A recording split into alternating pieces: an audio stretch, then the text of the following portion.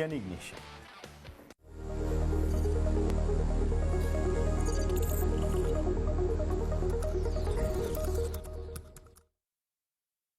Welcome back. And now the issue of the health promotion levy or sugar tax has been controversial in the sugar production industry. South Africa was the first on the continent to introduce the levy back in 2018. Producers have come forth to speak about the impact the tax has had not only on the beverage sector, but on the supply chain of the sugar production as well. However, studies contradicting these claims have also come about, stating otherwise, that it has not only been the health promotion levy that has negatively impacted this industry. So today we get insights from both perspectives, and joining me to do that is Mpho Totela, Executive Director of beverage, and Zama Mbalati, Interim Acting CEO of HEALA. Good afternoon to you both, and thank you so much for your time. Thank you for having us. Wonderful. Maybe we'll start with you here, Nzama, because of course, you've been a huge proponent of this sugar tax and, making sure that it is implemented. What was the rationale here? So the sugar tax or sugary drinks tax, shows sugar sweetened beverages tax, because the media calls it the sugar tax, has been that South Africa is having a tsunami of an exponential growth of health conditions that are linked with the overconsumption of sugar.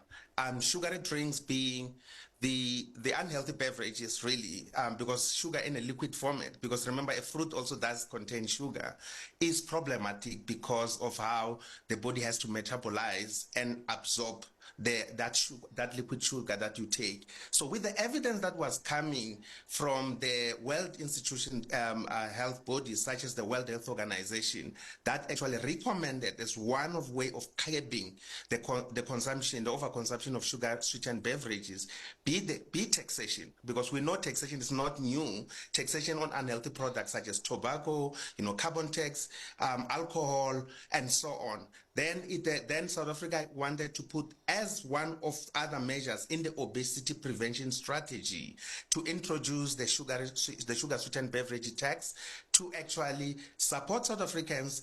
Actually, this is not actually even an excise tax that is similar to sin taxes.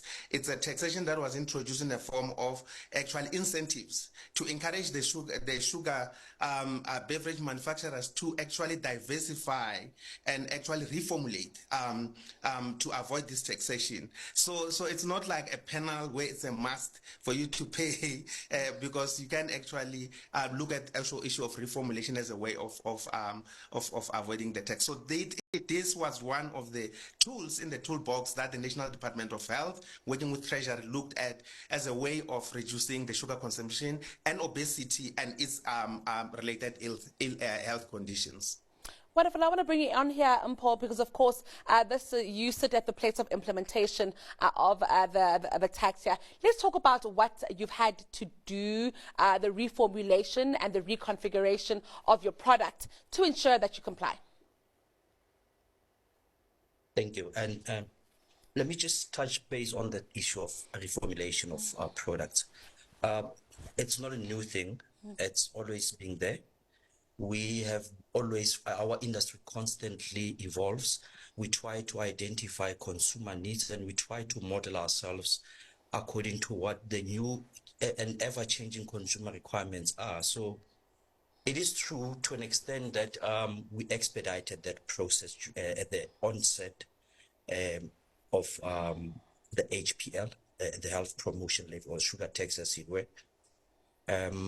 It is quite important. We keep on doing this. We've been doing this even before the sugar tax, and we'll continue doing this.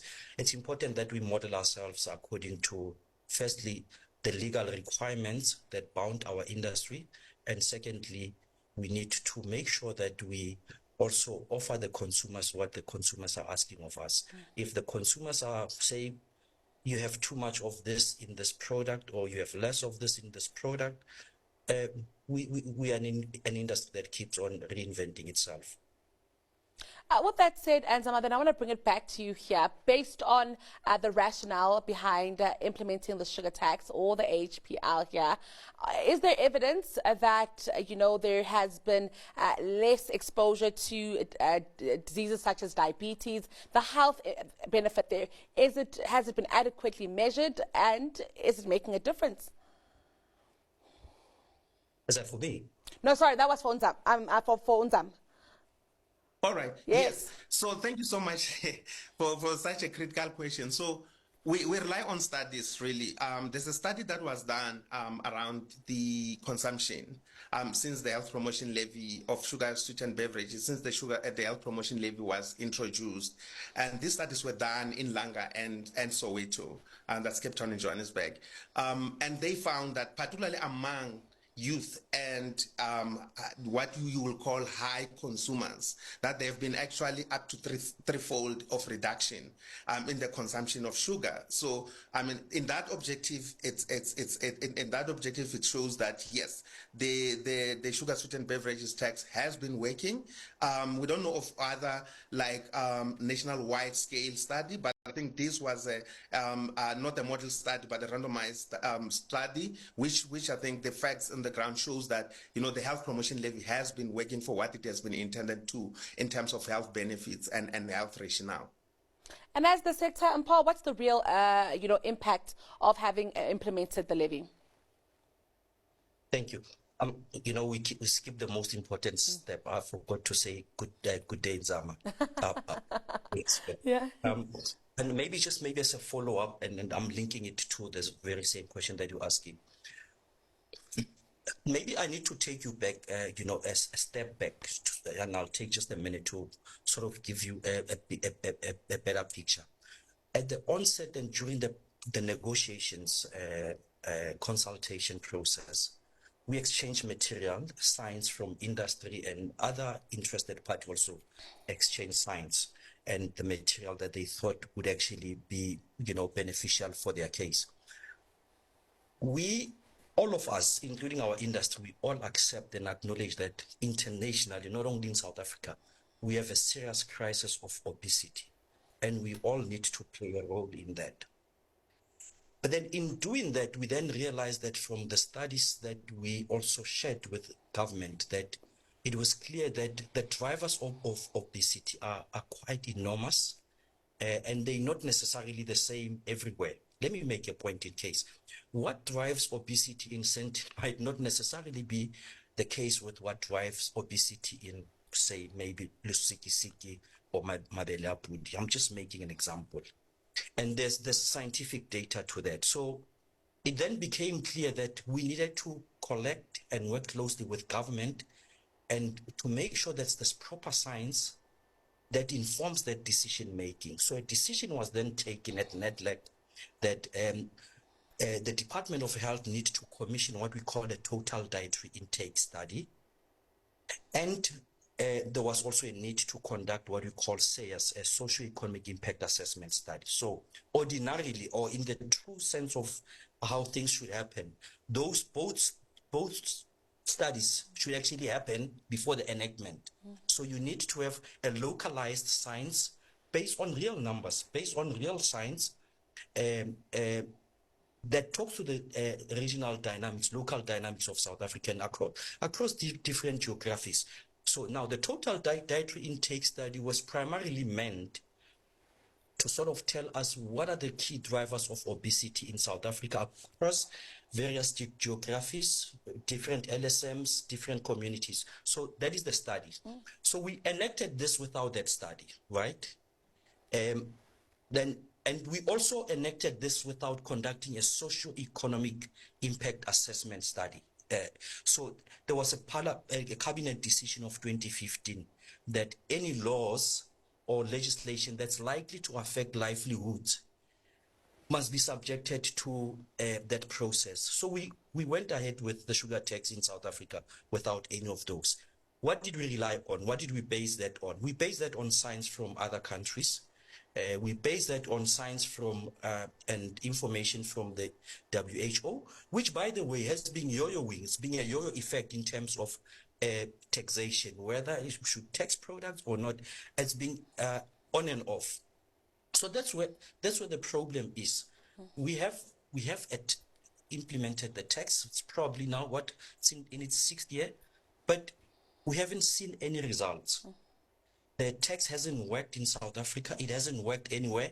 This tax will never help to fight obesity anywhere. There are countries where this tax it's capped at 100%, but obesity rates are still growing. So we're saying, as industry, we still want to work with government and get the real science behind this and work with government and model solutions, because we're saying focusing on one ingredient in the fight against obesity, it's a misnomer. It's a misguided approach, and it's misleading, because you're singling out one ingredient in a very complex health problem. Obesity is a very, very complex health challenge. You cannot single one ingredient as the problem, and you will never get. That's why in South Africa we're not seeing any changes in the obesity ratio. The numbers are still not going down. The numbers are still going up. But yes, a tax that's still causing a job, that's having a negative impact on the economy. You probably have seen the Labour Court decision this week from one of our members, where the court affirmed that it is true that our industry has been impacted by a sugar tax negatively, and that's why it led to jobs. A study was then conducted by NEDLAC to sort of, assess how the tax fared the first year of its implementation. And it was clear. I mean, out of that, that study records about 16,400 job losses in the first year of the implementation of the sugar tax. That is not our information. That's the information from NEDLAC, the study that was commissioned and conducted by NEDLAC. So from where we're standing, the sugar tax is not working, but it's still continuing to cause problems. And by the way, sorry, just last point. If this tax was not, if this tax was truly about health promotion, why is the money collected from the billions, by the way, collected in sugar tax? Why is it not ring-fenced for health promotion? So that has always been our question, that if it was truly about health promotion, why is the money collected on sugar tax not used towards health promotion? Thank you for that, Nzama. Let's come back to you here. But a similar concern as well. Yes. Nzama, let's bring you in here. I actually want to get your thoughts on some of the points that Mpho has made here. He has spoken about, localized studies being done here, and even enacting the law without us necessarily doing localized socioeconomic studies. Let's talk about that. But I'm also keen to speak about the focus on beverages, and maybe not on sweets and chocolates, on other confectionery items here. If that is the aim in the long term, the rationale maybe of also focusing specifically on beverages, if we're looking at the whole obesity and all that contributes to it. Yeah. So thank you so much. And I think, in reflecting to some of the comments, I think I want to just explain quite a few things. So one of the things is that it's not only sugar-sweetened beverages or sugar that is regulated. In 2016, in 2013, if not 2016, I'm not sure about the year, the government introduced the salt regulation, particularly on staple foods such as bread. So the bread that we used to eat couple of years in the 80s, 90s, not the same as a mandatory. It's a regulation that the National Department of Health introduced.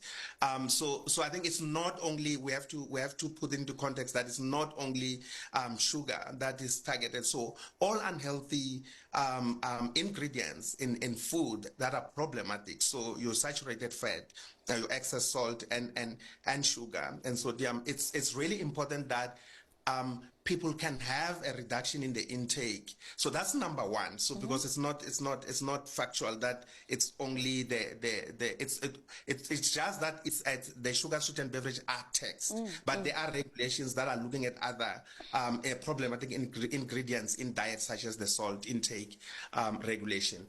And I think one other thing I think that is important is, I think, look, living in this country, and I think as also as a person who's living from the previously disadvantaged population, I don't think there's anyone who wants to collapse the sugar industry, or who even the work of that HEALA does.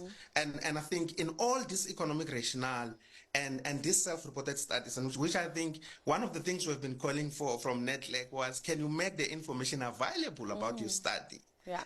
We didn't even to fight about that, so that other agencies can also look at the odds that you have used in the study, because the problem that we have with NEDLAC is that now it's the voice of civil society and people. It has become a space of business. So this could easily be a self-reported study. But that being said, it's important, even if it's like one job that is lost in the kind of economy and the country that we live in, that we have to be all to be up in arms. But one of the critical things, and I think even Paul is also critical, is the issue of diversification. And I think one of the things that we have been, and we think the South African government has been lenient to the sugar industry, because tomorrow, what happens if tobacco says we don't want to be regulated because we lose job? Alcohol can come and say we don't want to be regulated because we lose job. Why are we not diversifying with our peers? Brazil, India, we're not talking about rich countries, but diversification into ethanol, it's a booming, sustainable business that when the sugar tax came into effect, we ought to actually start moving and transitioning into the biofuel and tapping into that booming market to have sustainable jobs, to make sure that, so I think the sugar industry has to look at its own backyard in as much as pointing fingers and address things as corruption, the Tonga Toilet issue, good business practice, and not always be disingenuous and scapegoating about government intervention on things like this, because what happened to the cheap sugar imports that were coming in the country? The sugar manufacturers had deserted the local sugar producers, small-scale farmers, and went and import cheap sugar. Why are we not addressing about all these issues that we ought to speak about? Well, gentlemen, unfortunately, we're out of time, and I really want to get us all to our next appointment. And I do apologize, because I do think this conversation could do with a part 2 at some point, and maybe we can organize that. But I'd like to thank you both for the perspective. I think certainly shedding light on something that's very topical at this time. That was the interim acting CEO of HEALA, Nzama Mbalati, and Executive Director of BVC, Mpho Totela.